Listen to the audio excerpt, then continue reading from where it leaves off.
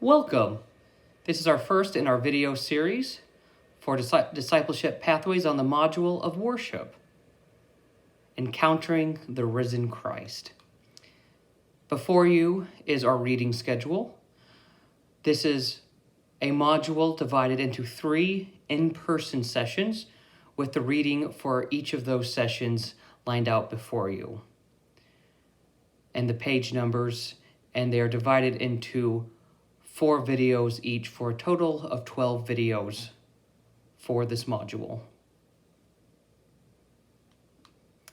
For you is a list of the resources used when preparing this module. Prologue, Places of the Heart. What's with that final scene of the movie Places in the Heart? It is certainly puzzling. A congregation is gathered for worship, and attendance is thin. The pastor reads about love from 1 Corinthians chapter 13. Wayne and Margaret Lomax begin to hold hands.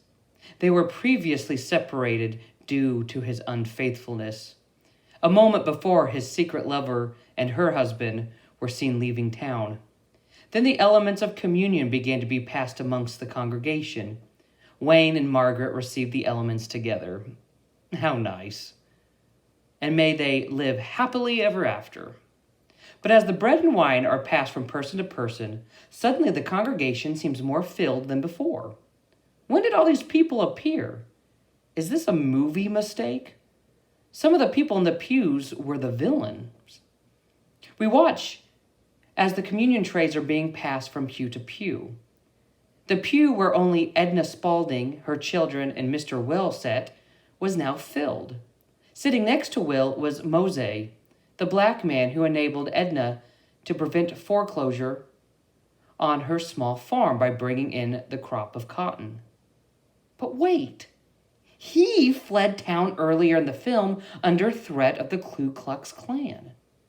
And wait a minute, would a black man have been accepted in a white congregation in Waxahachie, Texas in 1935?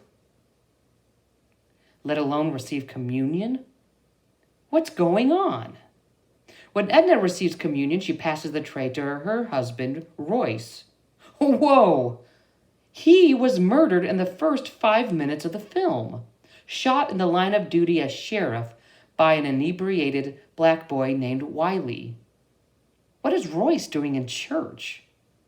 With the words, "the peace of God," that a deceased sheriff passes the sacrament to the person next to him.